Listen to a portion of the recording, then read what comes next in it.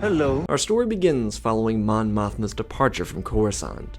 The Imperial capital was under fire, not from enemy attack, but a breach in the brilliant system devised to hide information from the public, or perhaps just skew it. The rebel movement, which had grown considerably in the past 5 years, following messages across the galaxy heard by everyday heroes.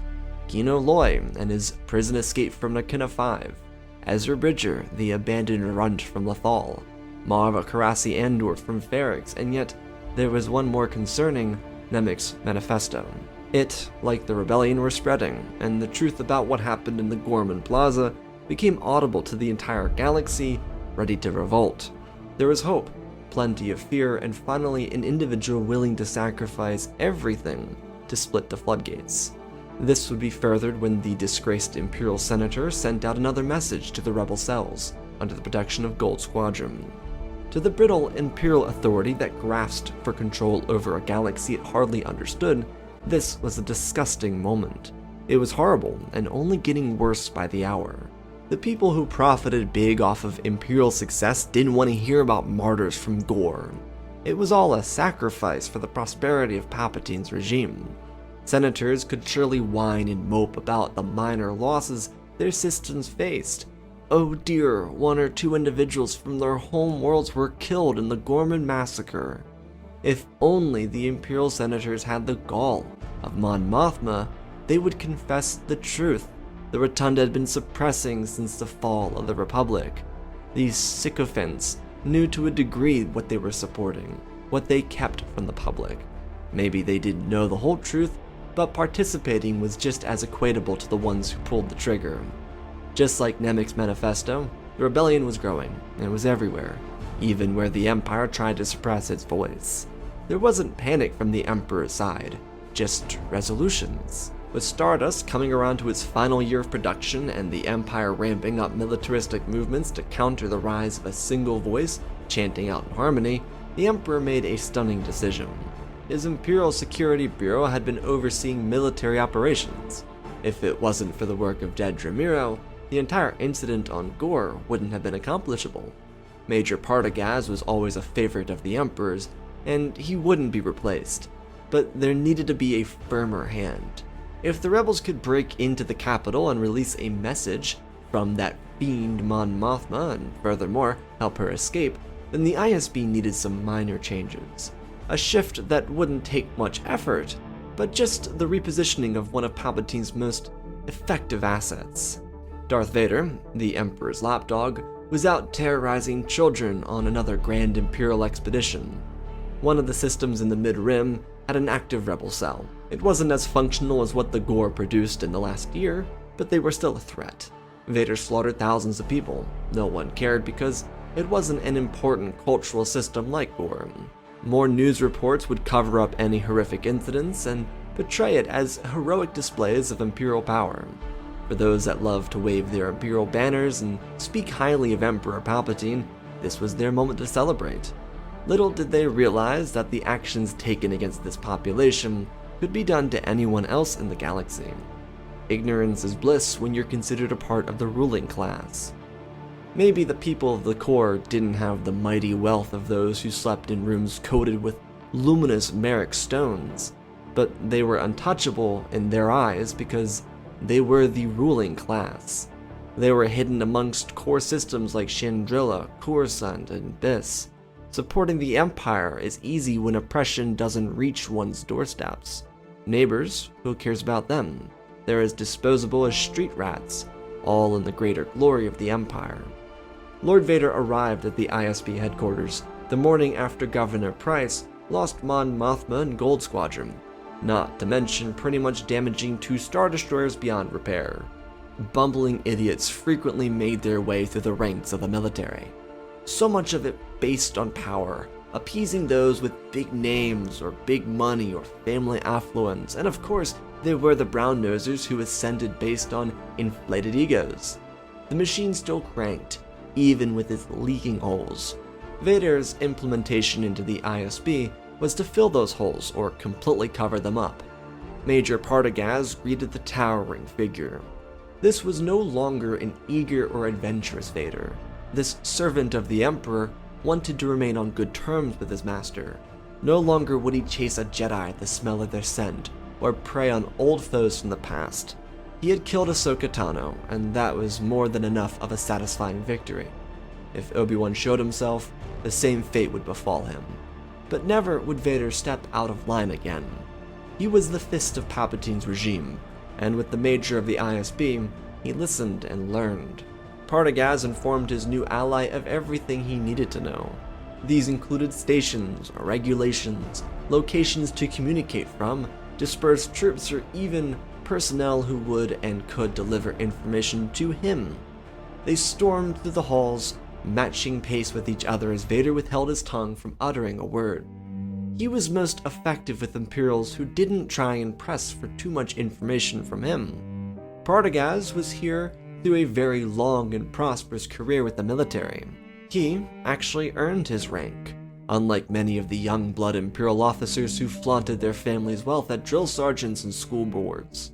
The palatial ISB headquarters was an impressive feat of the Empire's resolve to crush the rebellion. Partagaz echoed the Emperor's frustrations with the events from the previous few days, and he expressed affirmatively that he looked forward to working with Vader.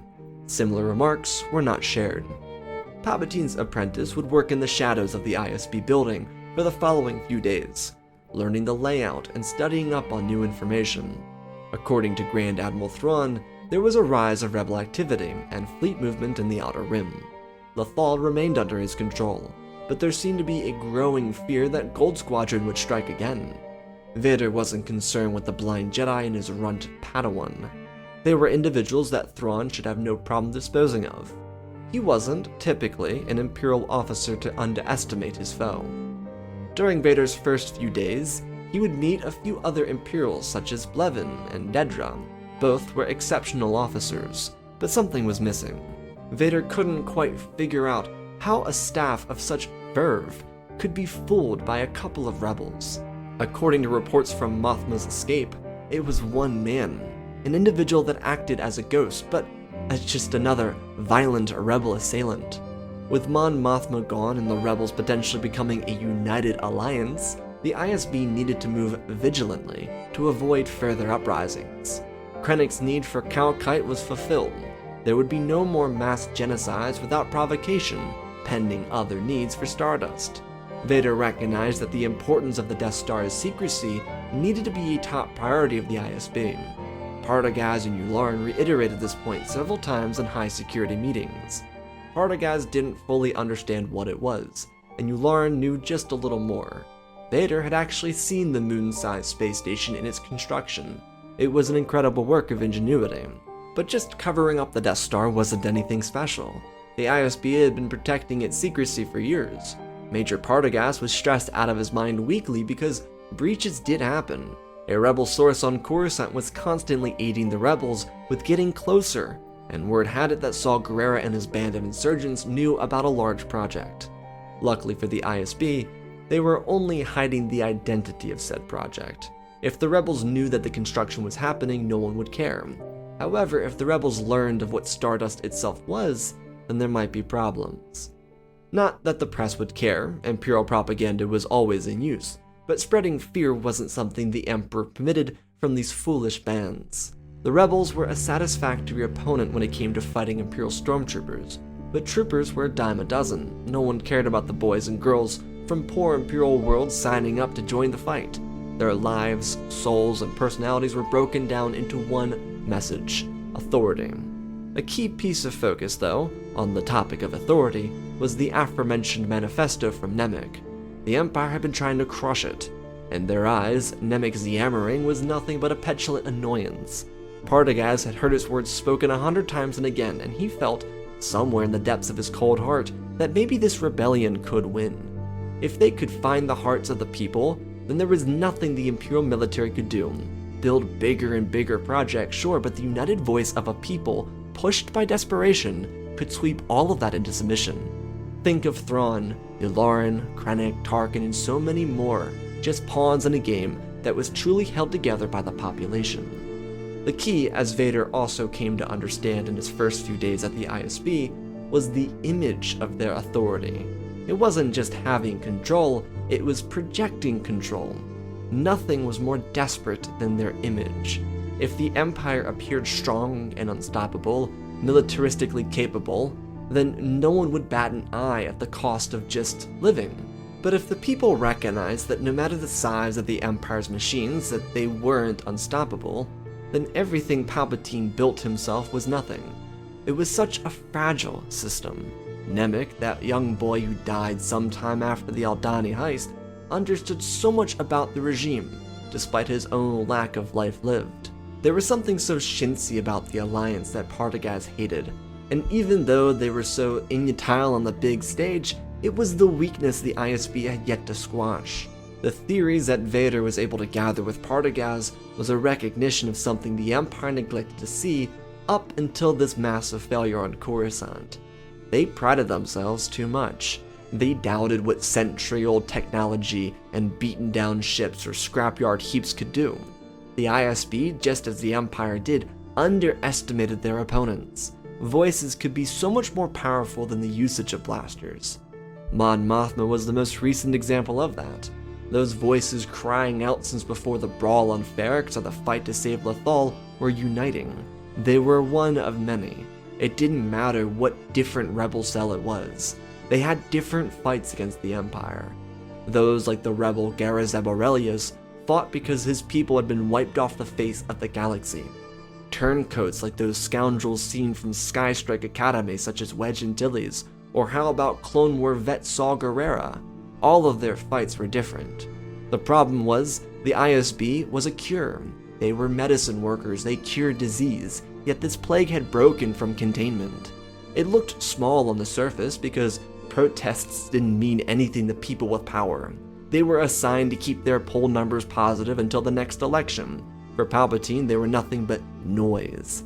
People were free to protest across the galaxy, but not in his capital on Coruscant. Those voices could continue chanting out, and the ISB would monitor activity. They'd pick a few people with shady backgrounds and make them disappear, but the main voice continued to remain. The Empire churned, and these people remained displeased because living wasn't attainable.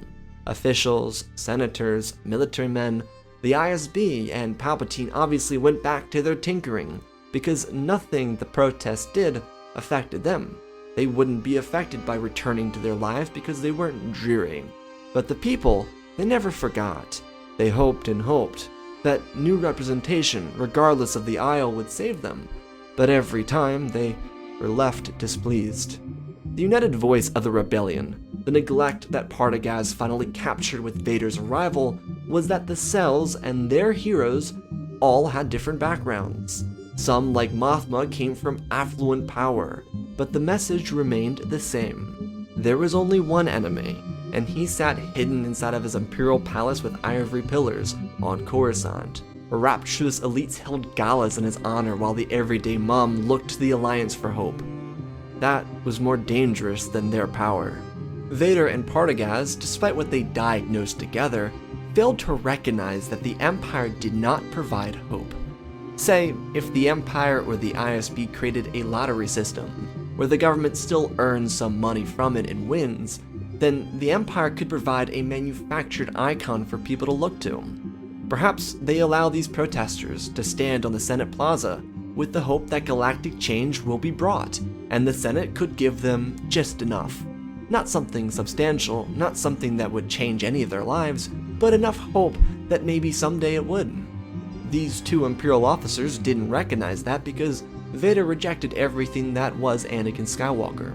A true Emperor Skywalker, one with galactic domination on his mind, might comprehend the proper way to submit a population utilizing hope, but not the Emperor's fist. Partagaz was of course no different. His first gray hair showed after living lavishly on Coruscant for more decades than many post-Clone War children could conceptualize living, freely at least. Instead, because they didn't see the cure to their plague, they moved to exasperate it. Mothma fueled a burning fire, and Vader, as the Emperor wanted, would create an inferno by accident. His first week of learning was complete, and now he had the chance to stand before the best of the best. Partagaz would gather Dedra, Blevin, Looney, and several other highly respected individuals inside the main rotunda of the ISB headquarters. The Dark Lord of the Sith was intimidating for everyone. His metal boots clapped against the sleek floors like thunder. His breathing sent shivers into anyone who had a conscience. And, of course, that voice, not a man, a monster. Vader paraded his ideas around in front of the various faces before him. Partagaz remained seated behind his ally, and crossed out his own notes as he listened attentively. Vader proposed that due to the recent lapse in functionality, the ISB would be adjusting itself to be more onus. The responsibility was to the people of Palpatine's regime. The disappointing show of the disgraceful senator from Chandrila wasn't popular for many. It was a reality check that the Empire shouldn't permit its citizens to hear. Vader commented on how media would drown out those calls of genocide with more minor atrocities. Nothing would numb a population more than lugubrious stories of death. Drown out the word genocide with bland stories of star shipwrecks.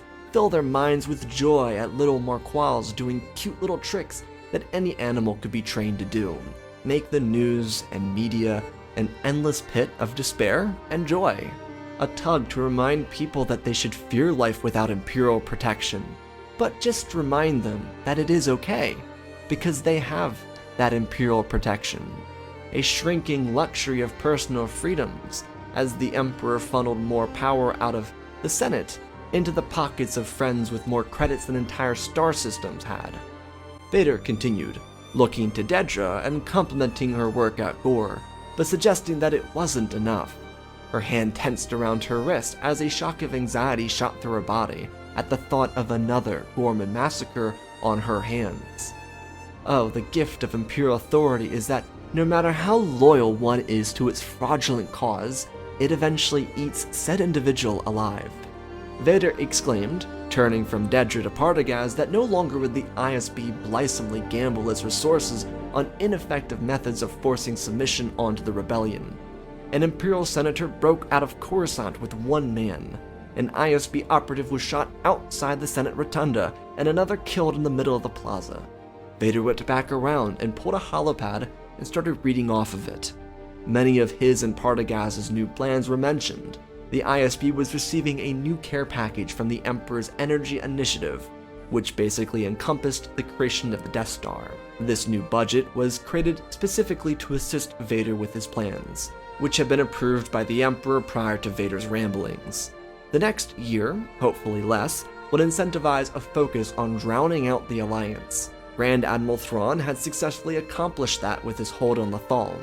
Many other Imperial officers looked to Thrawn for a source of inspiration to take down their own versions of the rebels, but the movement remained at large.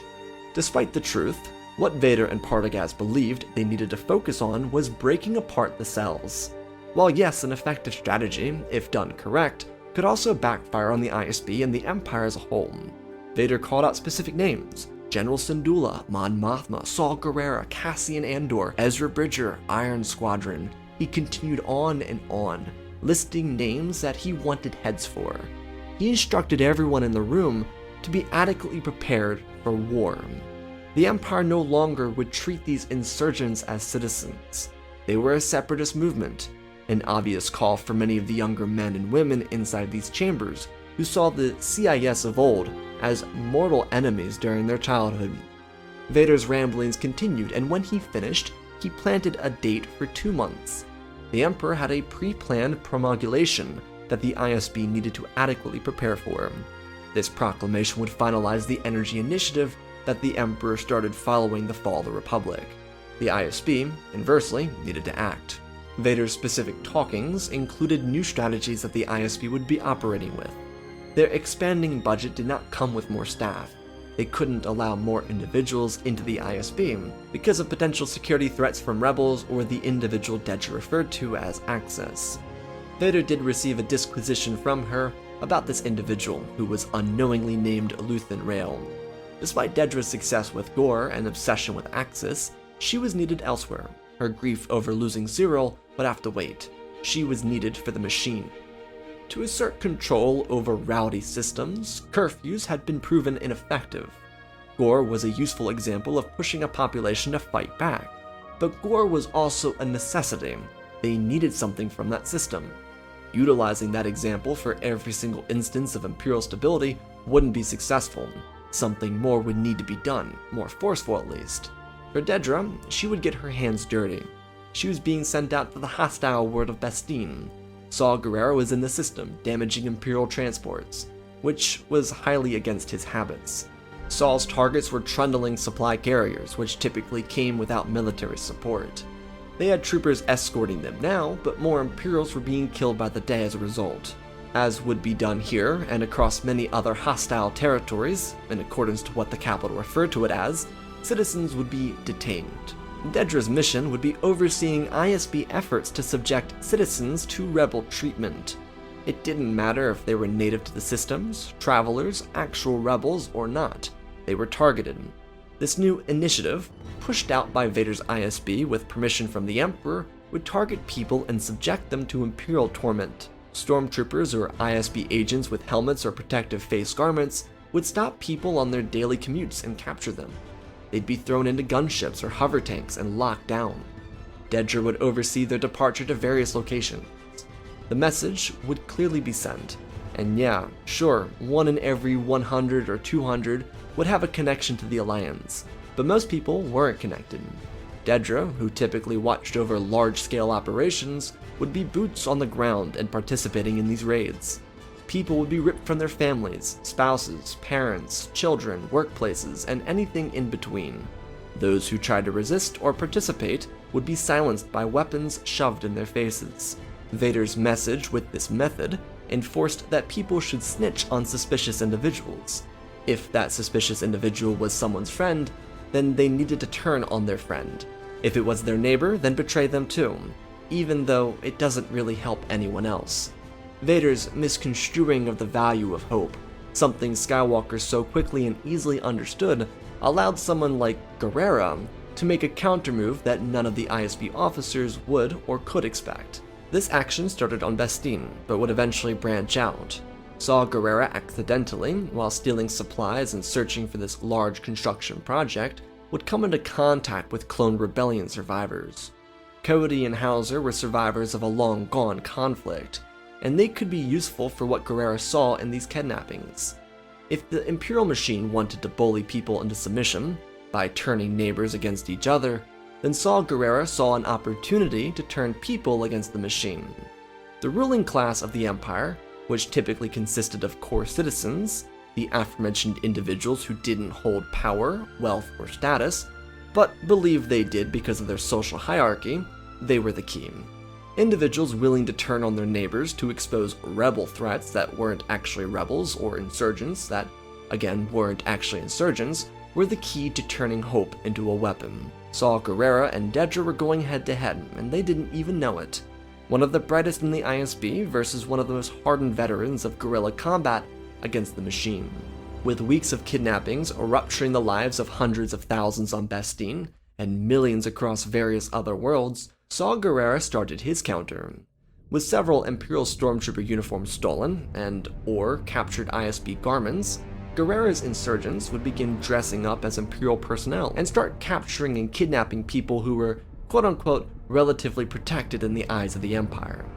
Without proper guidelines for the actions Vader was pushing out into the Empire itself, there were no regulations to stop individuals from doing the inverse.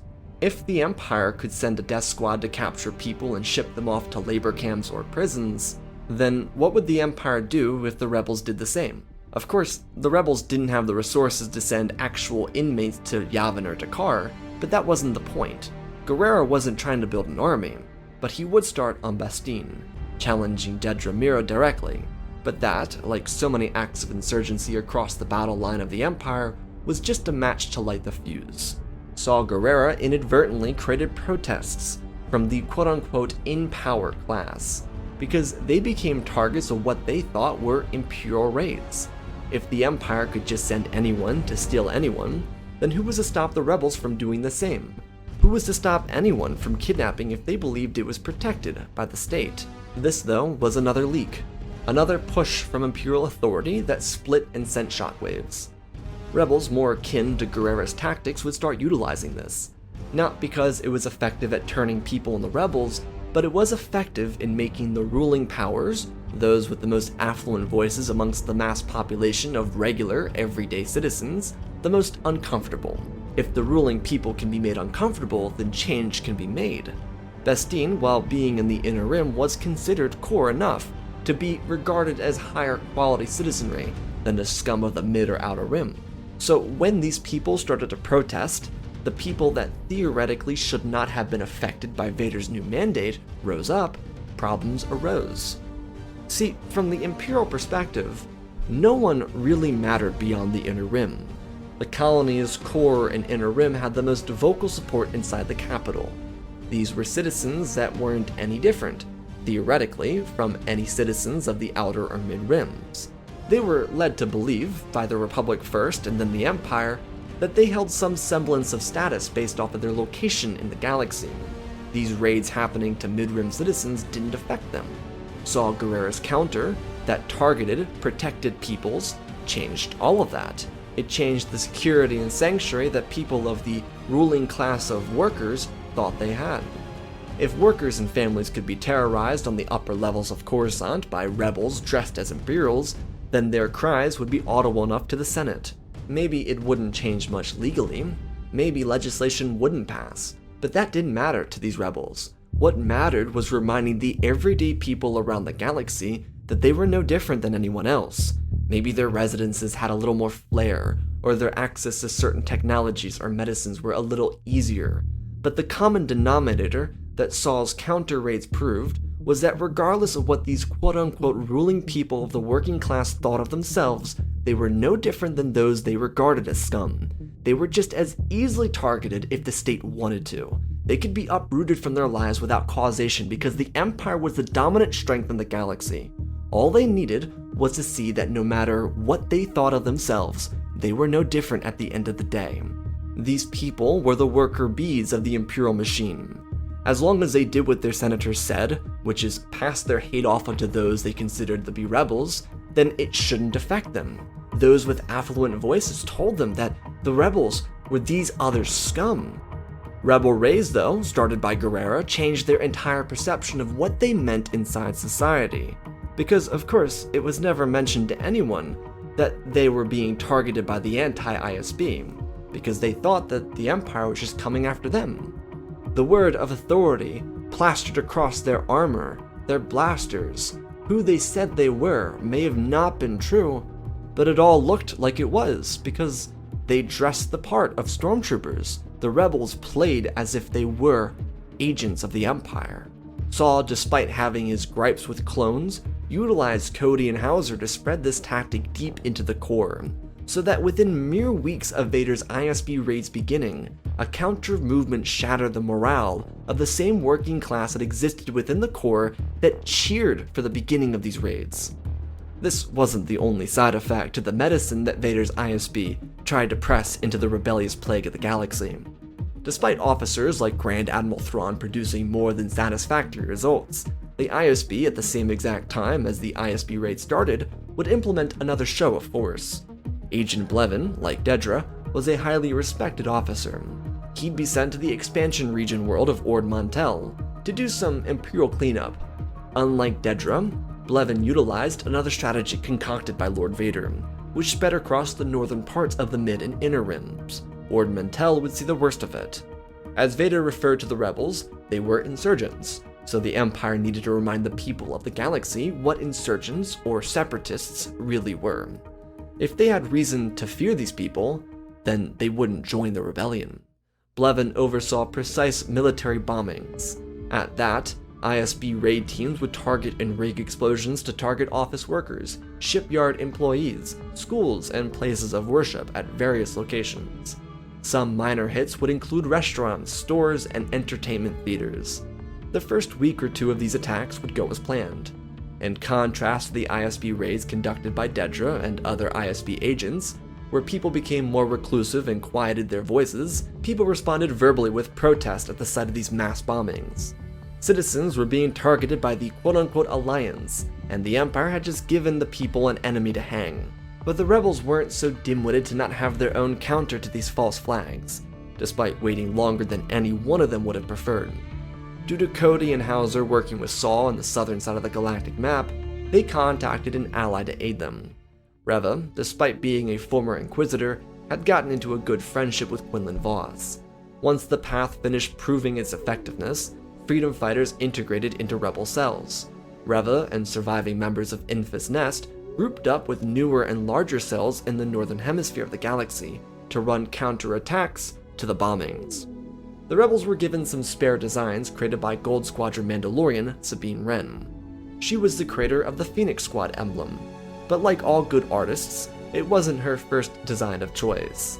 Sabine had some other creations shipped to the cells for their own personal use, and in the north, where Blevin was overseeing controlled attacks on the population, he'd be rocked with a perfect counter. Instead of the rebels targeting the people, which the Empire clearly found to be expendable, the rebels challenged military assets. ATSTs or hover tanks or Lambda shuttles, sometimes even cruisers, would be smashed with explosives. Because the rebels were a movement, and they wanted people to join them, they used Sabine's designs to desecrate the dead with images of hope.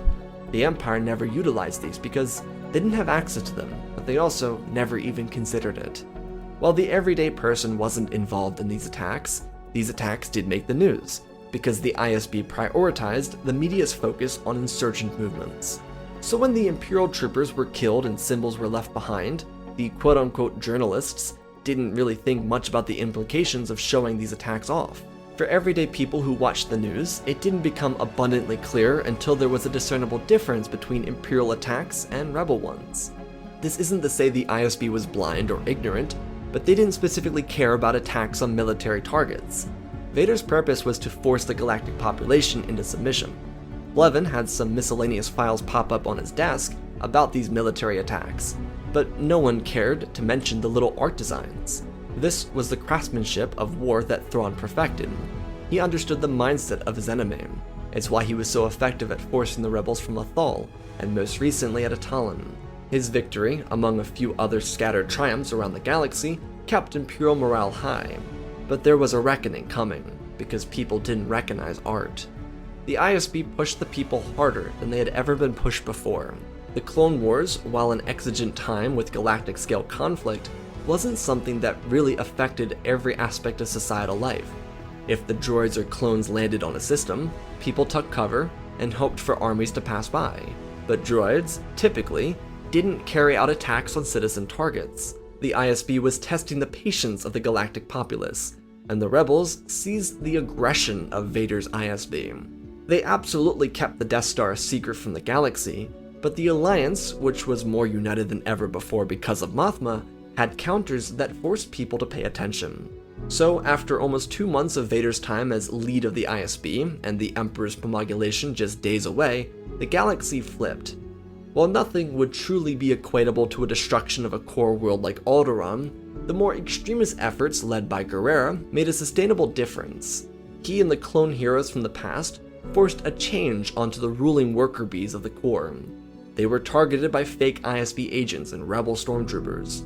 The ruling people were uncomfortable, and protests started to escalate. Bombings against citizen targets started to become identifiable as Imperial-led operations, because of a key detail missing: the art. Rebels always took pride for their attacks on military targets. No one claimed the attacks on citizens. Without someone trying to claim pride over these attacks, people in fear were able to start seeing the monster that Mon Mothma spoke of in her Senate address. Not only were the rebels countering the extremism of the Empire with their own brutality, but the messages of Mon Mothma were becoming more widespread. While there were people who heard it the day it was said, not everyone remembered. People had to get back to their lives. Not everyone could just join the rebellion, and rewatches were forbidden. The Empire made sure that no one could see the footage of Mothma's speech, but now, like Nemik's manifesto, it was everywhere. An explosion targeting Imperial tanks had a sign sent by Sabine Wren that wasn't used for Phoenix Squadron, and the words of "Fight the Empire." Other symbols of revolution propped themselves up. Unprovoked genocide were 2 words seen together frequently. That quiet hum of a voice that hid beneath Imperial tanks and warships for years started to be heard, and thus, Lord Vader requested his ISB agents to come back to Coruscant so he could scold them and prepare them for his own counter. With the destruction of Jedha City and Alderaan more than half a year away from happening, Vader's intensity had created a situation just as damning and more widespread. The attacks from the Death Star that had yet to happen would have been very jarring for many, absolutely, and they would have been the foundation for true support for the rebellion. But the ISB managed to threaten the lives of so many individuals by trying to force them against the Alliance that they turned them against themselves. In an empire without hope for everyday people, the people that would never have a chance of catching up to the oligarchic power, there was a rationale to turn against the regime. If the ISB could steal people, or bomb people without provocation or being stopped, then who was truly protected? The rebels constantly answered that question by reminding everyone that no one was safe until the Empire fell, until revolution swung through the streets of cities across the galactic map, and the Emperor himself had his statues uprooted and crushed along with himself. The ISB, though, was in turbulence. Vader had exasperated the problems that came with Mon Mothma's escape. His violence turned silence into movement, and they needed to quickly quell the inferno before the Emperor spoke to the people of the galaxy about his energy initiative. It had long been said and called the most sustainable approach to intergalactic energy freedom, but there had been very little proof of its effectiveness, since no one ever really saw the results of billions of credits going somewhere. The Senate cared little because they were complacent, and paid, and wealthy enough to not care, but the taxpayers, they didn't have that answer. They didn't have multiple houses to choose from. Palpatine's speech was meant to give people their answers, and refrain them from turning against their government and their leader. Vader called together the ISB and recognized that while there were some initial minor successes, there were too many protests planned to counter the Emperor's speech. Across every system in the known Empire, people were planning to drown out Palpatine's voice with their own. And as Vader expressed heavily and dutifully, they couldn't allow that to happen. It would be foolish of them to allow the Alliance that kind of power. So he requested for ideas. One of the agents suggested pulling a Gore, and Vader almost killed that man out of pure ignorance. He told the ISB that they could not effectively genocide the entire galaxy. They could, but even their most loyal supporters might turn against them if they did. Their goal was not to destroy themselves from the inside out, but to quell a force that seemed to multiply its supporters by the thousands by the minute.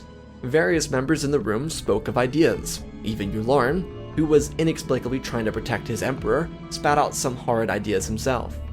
All of these involved some sort of torture, a way to suppress the voices of those who demanded reform.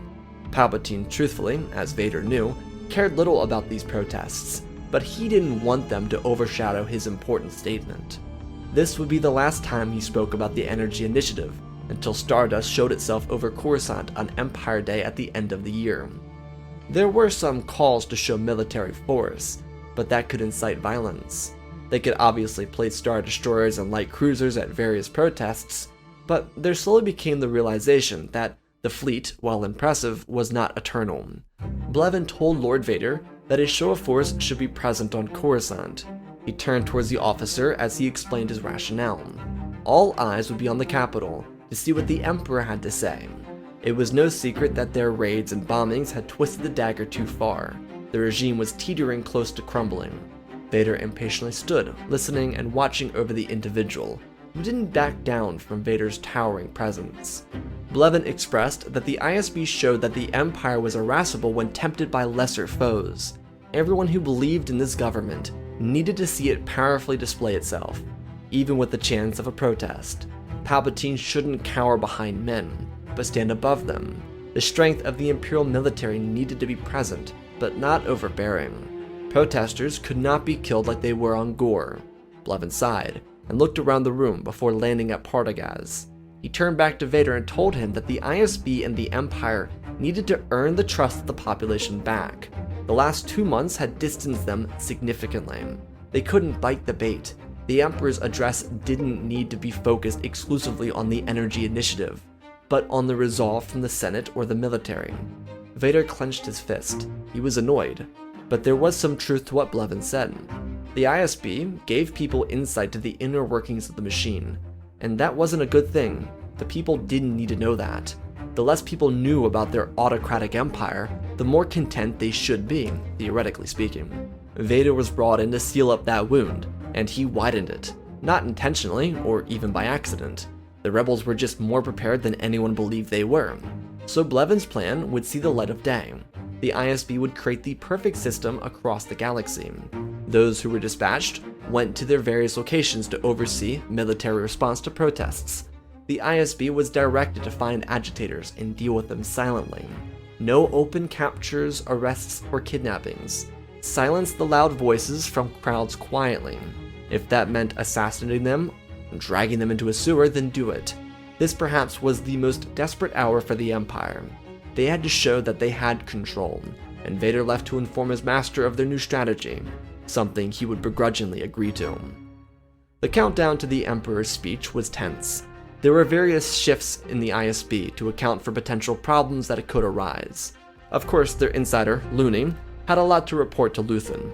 They had a discussion the day of the meeting with Blevins' plan.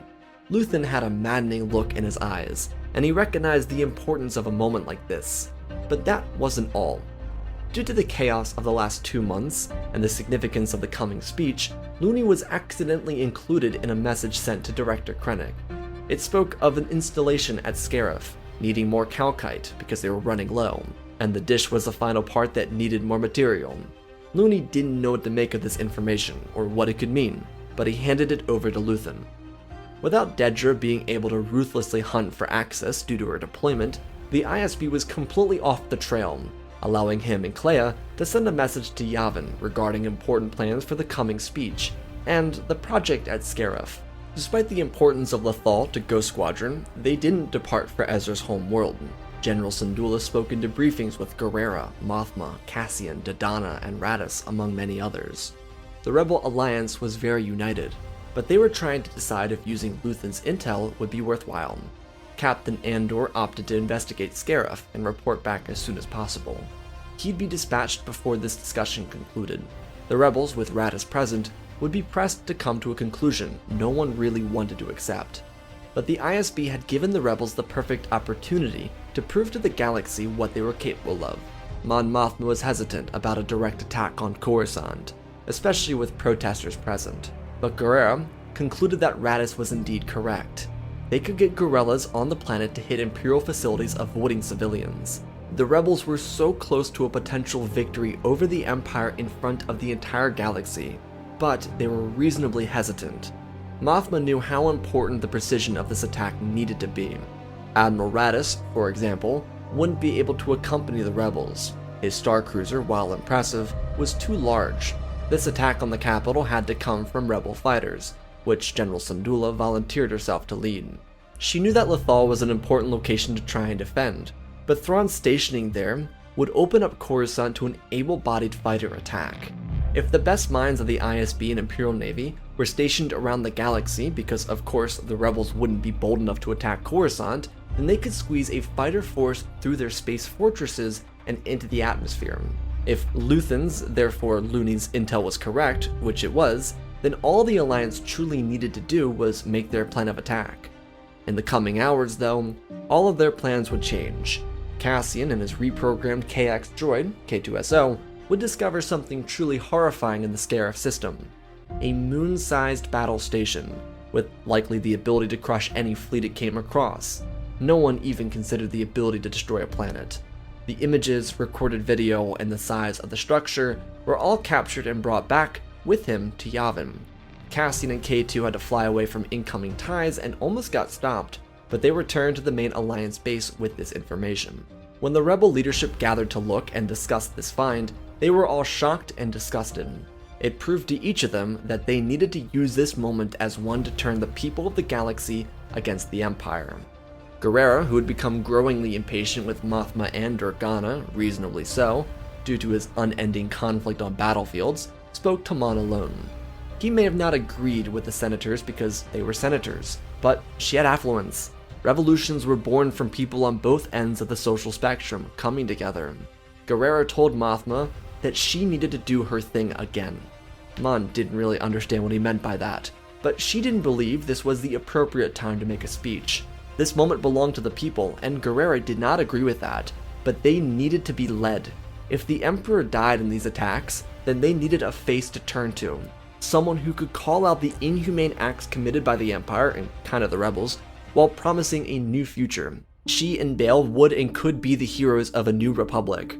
Guerrera often held the belief that he wouldn't see the light of the Republic because he was the fuel. He was the fire that ignited when there was too much friction in the air. They were the Rhino. Mon was needed just as much as the fighter pilots, and she couldn't disagree with him. When the day came, banners were raised across Coruscant.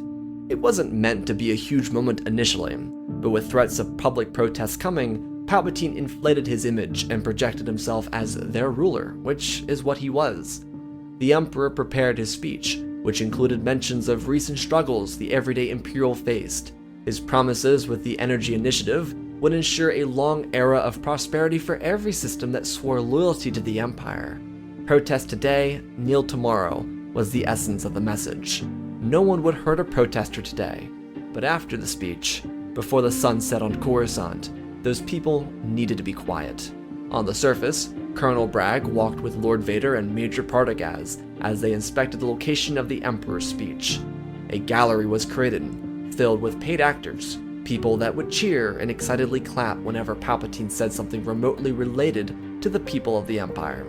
Bragg highlighted the posts where protesters were not permitted to pass, giving the Emperor a range of about a mile without any protesters in sight. She pointed out across the landscape, and Vader watched her hand trace the outline of the barriers put up. Partagaz asked some questions about the noise, and she explained that the barriers were noise suppressing. They wouldn't be audible anyways. The Emperor had 18 speakers planted around the protest area. For the first 3 blocks alone, it would overly suppress their voices. The day slowly progressed with 4 Imperial Star Destroyers leveling themselves into the city skyline. Red banners covered the Imperial Palace and protesters started to gather. The Emperor arrived at the executive building and prepared to deliver his words of empowerment. The rebels were on the move, and everything was coming together as needed. Palpatine's speech would start as the sun rested in the middle of the Coruscant skyline, almost visible to everyone who lived on the surface. His voice was coarse and rough, but he elegantly read the words for his loyal subjects. To those who watched the broadcast, they didn't even know there were protesters present. They were hidden, and only those who were paid actors or willingly loyal supporters of the Emperor were shown below him, cheering him on. Palpatine looked like he captured the heart of the galaxy once again. The movement of protesters on Coruscant was huge, and above the executive building the 4 Star Destroyers hovered, creating a perfect patriotic still for Palpatine. Him on his platform, reciting a written speech like he put the words together himself, and parading his own excellence to the people who could barely afford living in the same regime. Then the patriotism was silenced when X-Wings, Y-Wings, and B-Wings trailed General Syndulla through the atmosphere. Her crew was readily available, firing turrets into the sides of the Star Destroyer's cannons. The Y-Wings delivered many heavy blows into the flagship, sending ion torpedoes into its rear. The rebels obviously avoided all-out combat with the fortresses over the planet, and the defense fleet over it too, which was currently deploying its fighters quickly to counter. With the Y-Wings landing critical blows to the flagship and disabling its shields, the B-Wings unloaded their beam cannons into the neck of the vessel, severing all control over the rest of the ship. The engines went numb, and the turbo cannons stopped firing. The bridge of the flagship barreled over and slammed into the top of the hull, before the ship itself slowly descended. Across the city, another explosion rung into the air, a controlled one, that killed several ISB officers, including some rebel spies like Looney. The entire ISB headquarters was destroyed in the inferno laid by Guerrera. At another location, the tandem team of Cody, Hauser, Reva, and Enfys Nest set explosives off inside the Imperial military base, engaging in a firefight with a few survivors who tried to escape the wreckage. These explosions were muffled by the protesters, the speech, and the sound of rebel fighters shooting explosive shells into the sides of Star Destroyers. The Y-Wings, despite being slower and less maneuverable, were quite effective at avoiding turbo cannons. Not to mention, turbo cannons weren't meant to shoot down fighters. The Emperor would have been wiser to consider Thrawn's TIE Defender program. As the flagship slowly free-fell towards the executive building, Vader grabbed his master by the arm and shoved him backwards, pushing him through the winding halls of the structure. Another explosion sounded, with the Star Destroyers being hit by more rebel attacks, this time by precise torpedoes launched from X-Wings, as they circled around the neck of the destroyers to fend off the incoming TIEs. Across the city, the Imperial TIE Academy, with some of the best pilots in the entire Corps, faced a similar explosion. Saw Gerrera was accompanied by Mantis crew and several of his own guerrillas. The protesters were clear from any danger, and they continued to chant into the sky as a symbol of Imperial oppression lit the sky in fire. Skirmishes between rebel fighters and stormtroopers started across the city, as the news feeds tried to cut from the event. Luthen and Kleya, though, had other ideas. They anticipated this. They were inside the headquarters of Imperial Media and Propaganda, known as IMP, or as the public knew it, the Imperial Media and Press. There were very few military personnel available, especially inside IMP headquarters.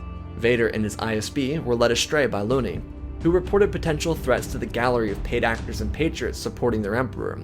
This ended up accounting for the necessary troops that would have protected IMP HQ. News feeds showed the protesters, which greatly outnumbered those who showed up willingly to support the Emperor's energy initiative. They cheered as the camera switched to the Ghost, smashing through Imperial TIE fighters, and of course the bombers that sent rippling explosions up the hulls of the last two destroyers. The Emperor and Vader made it to their escape craft on the other side of the executive structure, as the ground started to rumble. The flagship slammed into the location where Palpatine was supposed to be. Yet another escape by the man who refused to die. Vader followed Sidious into the shuttle as the engines ignited. The hangar doors opened, and a rogue TIE that was shot out of the air by one of Saul's X-Wings slipped down straight into the hangar bay, sending an explosion outwards and launching Vader and Palpatine from their ship and into the wreckage. Both were still alive, despite the impact, but the firefight across the capital continued to intensify. The Ghost, which was now taking on a bulk of the fighters, flipped over and sped around the rim of the executive structure. Ezra and Zev fired backwards at the incoming TIE fighters, launching many of them into the structure itself or the city streets. The Imperial Defense Fleet, above the planet, slowly descended into the city, with the hopes to quell this assault. But another one of the destroyers was shot out of the sky, following in the footsteps of the two that came before it, crushing down into the executive building. General Syndulla ripped upwards with the Ghost, across the top of the structure and barrel rolled around the debris, using it to lose a couple of trailing TIEs. She then, seeing the flagship of the defense fleet speeding down into the city, made a judgment call. Grand Admiral Gallius Rax was inside that ship. It could be a valuable attack to suppress Imperial power. She redirected all available bombers and B-wings towards the vessel. The remaining Star Destroyer from the original display of power was damaged, but not being pulled down by gravity. The Emperor pushed a chunk of debris off of him with the Force and got to his feet. His robes were shredded, and he somehow looked worse than before. He limped out of the hangar, not even looking for Vader, who pushed the entire Lambda shuttle off of his metallic body. He got up, before his knees dropped out from under him. His fist slammed into the ground to catch himself. Vader saw his master shadow abandon him, and he was infuriated. He turned back to the sound of ricocheting explosions. Gallius Rax's flagship fired at the rebel fighters. With the rebels coming straight up at the vessel, a few more were picked off. The X-Wings, though, moved to intercept the TIE fighters. Vader watched the assault. The last of the Y-Wings' ion torpedoes landed across the surface of the destroyers, before B-Wings fired all their juice into the surface of the ship. X-Wings were right behind, firing the last of their torpedoes, and Hera's Ghost, which had been carrying larger torpedoes without using them, dropped them across the surface of the destroyer. The Grand Admiral was thrown from his feet as his vessel started to slip from the sky. Its engines were propelling it downwards, and now with its stabilizers completely destroyed, it slung itself into the surface with an explosion of blinding light. It smacked into the side of the executive structure, crushing the Emperor and Vader and anyone else who considered themselves a survivor of this rebel attack. The explosion rocked the ground and let various other rebels across the city know that their victory was imminent. And finally, with the call of victory flying across the city of Coruscant, their true triumph became realized. Luthen and Kleya popped the recording from Gerrera into the machine, and they left, firing into the few stormtroopers who finally found them. A message of Mon Mothma projected itself across the galaxy. Imp Media was the highest level of Imperial propaganda, and it was an unstoppable machine, not meant to be breached. Now, no one could avoid the media it fed to the people of the galaxy. For the protesters on Coruscant, the Ghost did a flyby, dropping a parachuted case that, once landed, projected a hologram up into the sky, akin to the one left behind by Marva Carassi Andor almost 5 years beforehand. These were the same exact messages, the one on Imp and the one in front of the protesters, but the rebels wanted to make sure that those who came out to protest against the Emperor weren't forgotten. Just hearing their rerun or someone else saying the words that Mon said in the speech wouldn't do them justice. They needed to see and hear their future leader, the person that they needed to hope for. This message, while considerably longer than her Senate speech 2 months beforehand, would show off the project at Scarif within the first minute. She would call the Death Star what it was, a tool to subjugate. She would remind people who the rebels were and what they stood for. They were allies to the cause, to the great cause of freedom. They were stopping genocide, and most importantly, they were taking down this empire. This was a fight that they each shared, one common goal, one common voice that the ISB and Vader and the Emperor himself managed to overlook. In their various attempts to crush the rebellion at its roots, they emboldened a population to embrace individuals referred to as separatists, insurgents, terrorists, and rebels. Mon's speech inspired people young and old, those who lived through the Clone Wars, those who grew up during its pinnacle, and of course everyone born after. This was a speech to unite the galaxy against a man no one knew had died, and the people of Coruscant chanted in unison. Those who followed Grand Admiral Rax towards the surface of Coruscant in hopes to stop the rebels were left with one enemy, the people.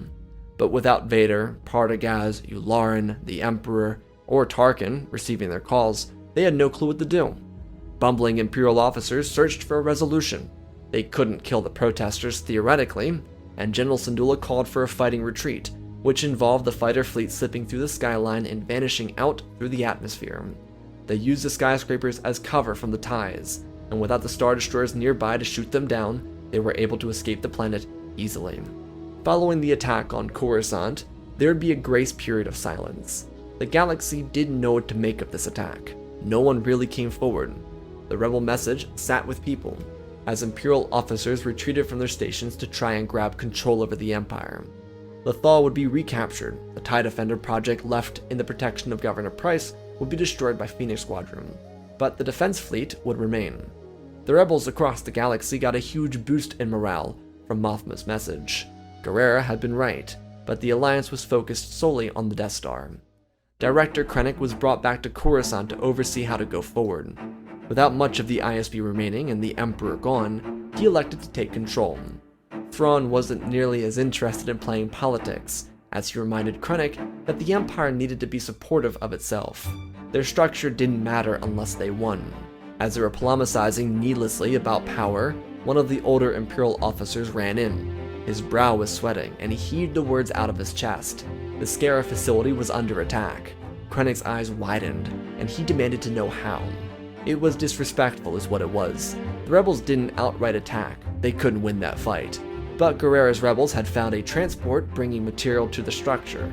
They raided it, and a squad of Jedi completely disrupted the control systems. These rebels were still currently inside the structure, so no one knew what the damage was yet. Krennic shoved his fist into the wall, and Thrawn told him that it was no time for rush action. They needed a plan. They needed to control. As Thrawn was speaking, the man interrupted, and Thrawn told him to silence himself, pointing his finger at Krennic and telling him that his important installation was under his control, not anyone else's, and he needed to control it. Krennic bit his lip and balled his fist, and Thrawn discouraged him from trying it. The man again interrupted the two of them, as Thrawn demanded that someone remove this imbecile from their chambers immediately. Just as he turned his head to see the older man, the man told Thrawn he'd do it himself, unlatching his shirt and revealing under it not a husk of heavy skin, but a bomb vest. He winked at Thrawn, telling him, "Long live the Empire," before pulling the device and sending an explosion through the entire chamber, slaughtering some of the highest-ranked Imperial officers in one go. The worst part is, this man wasn't really aligned with any rebel group. He was a maintenance worker on level 1442. His brother, a twin, was a kid from the lower-level income town they grew up in, a prideful boy who loved the Empire and believed in what it could be. His twin didn't believe that because they were on 1442, and after his brother died during the Battle of Coruscant, the other twin decided to take out the establishment that doomed his brother to death. A family tragedy, one of millions of different failures that consumed the everyday Imperial. Stories that mattered so little to the large scale, but all mounted up to one singular movement to push the Empire from power. The man who killed these Imperial officers didn't care if the rebels won. He just wanted the Empire to lose. He died on that principle, and he died because he had no one else without his brother. Exposing the Death Star, and of course the sabotage done by a squad of Jedi, including Kanan, Ezra, Cal, Quinlan, and Reva, plus some new clone friends in Hauser, Echo, and Cody, would be the nail in the coffin for the Empire. People believed in Palpatine's energy initiative. It was their chance to become an energy-dependent empire, which was supposed to save them from billions of credits every year. The Death Star was almost finished, and the damage from the sabotage just disabled the main cannon indefinitely. With the Empire pulling resources to defend the capital, and the Senate rushing to assume power in the vacuum, the structure itself caved in. It truly was a system that didn't fully understand the galaxy it represented. The rebellion wouldn't be a vicious contender for power. Its ideals weren't founded on that. Of course, Guerrera and his guerrillas continued targeting Imperial military personnel, but citizens were constantly off limits. The people, though, had made their choice. There wouldn't be a day without protest. There was hope. Finally, after losing everything and having so little to rely on, the rebels gave the people something the Empire never could. That something was a burning inferno that couldn't be doused after the death of the Emperor.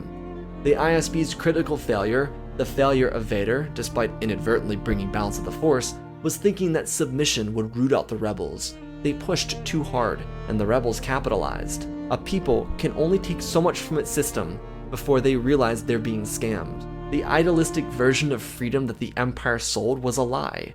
But because it wasn't the Outer Rim, it was better than anything else the galaxy had ever seen. The Alliance would change that, but it would take time. Without much of the Imperial leadership, the power structure wouldn't become a warlord civil war. It would be bumbling officers looking to the Senate for support, but the Senate itself was without support. The people were calling for radical change. They wanted to do away with the Imperial Senate and start fresh. The rebels were in their corner every step of the way. Mon Mothma and Bail Organa would deliver heroic speeches that revitalized that fight every couple of months. New victories on battlefields of oppression would have people joining the rebellion. It was a constant surge movement, and slowly the old guard of the Senate dwindled. They were forced from power, because as Mothma recognized, no new change would be possible with an Imperial Senate content on hiding the truth. Had the Senate been disposed of as Palpatine planned on doing, this would have been much harder. But because without Palpatine, the people were able to see the Imperial Senate as just as equal of an enemy to their interests, they were able to oust every single Imperial Era senator. The conclusion of the war between the rebels and Empire wouldn't technically be a large battle. There would be conflicts across the stars, yeah, and the Alliance would eventually upright steal the Death Star, but the war ended with cheers inside the Senate Rotunda. Mon Mothma, the outspoken hero of the Alliance, would be brought in, with the protection of various rebel freedom fighters, and she would ignite the flame of the New Republic Parliament in front of the galaxy. Their nearly two-decade fight ended with a new government. With all-out war, the affluent would have hidden in the rubble of near-total destruction and would have risen regardless of who won.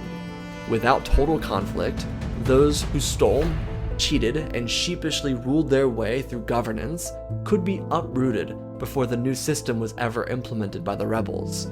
Mothma was a part of that old system, but by allowing every planet to vote in new representation to the New Republic Parliament, those who accentuated their power by siding with Palpatine could be completely removed from the equation, starting with Masameda. The New Republic took control over the Death Star and hid it from the galaxy.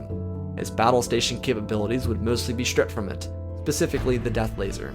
The Calkite would be returned to Gore before the planet destabilized, and the finishing touches of the Death Star would be added to transform it into a refugee space station. It was a vessel that could hold well over 1 million people, and could be used for the betterment of the galaxy. Even though the super laser was removed, and Mon announced its new use, it would see and win one battle before ever bringing refugees by the 1,000 inside of it. The Death Star was being transported across the core as a celebratory vessel of the New Republic, and the few remaining Imperial warlords dedicated to destroying the rancid rebellion attacked it. With a supporting fleet and turbo cannons layered across the Death Star's surface, the Empire would be crushed. It wouldn't be the final battle, but for many in the public, they considered it the unofficial end of the Empire, and the destruction of Palpatine's regime. Prime Minister Mon Mothma would protect her rebels and save the Republic from a total collapse. The galaxy was hurting, and the wound needed to be sealed.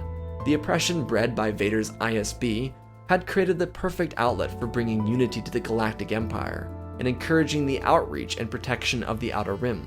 The Alliance military faded, because at the end of the day, most of, if not all the fighters were volunteers. But the New Republic military wouldn't be demilitarized, not because Mon Mothma completely wanted to destroy it, but because with newly elected representation, there wouldn't be any room for old fools to bog down progress. The key to true substantial change was new faces, people with new perspectives, with ideas on how to progress society, not rupture it into a stagnant piece of governance, sucking up every little bit of support meant for its citizens. Thanks to this though, the end of the war allowed so many people to find their own healing. Saw Gerrera return to Onderon to become their leader. He had beyond earned that much in the eyes of his people. Cassian would finally find Bix on Mina Rao, and they'd be able to start their family without the oppression of the Empire. Mon didn't have her family, but that was something she was okay with. She had always been married to the Republic.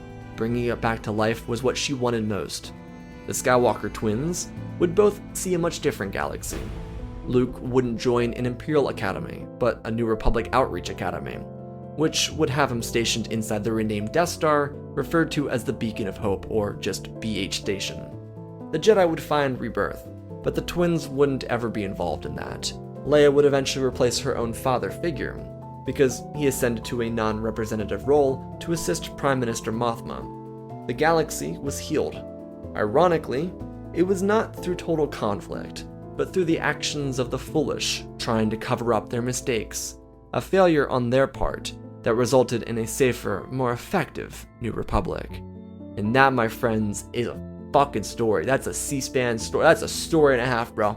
Special thanks to the patrons. Smash that like button. Let's talk about this. This is insane. This story is really the culmination of really what Andor's is saying. There are a couple added extra harsh tactics to kind of make the ISB even more relentless, and that's used with the raids and the bombings. I figured those would be kind of within Vader's kind of range.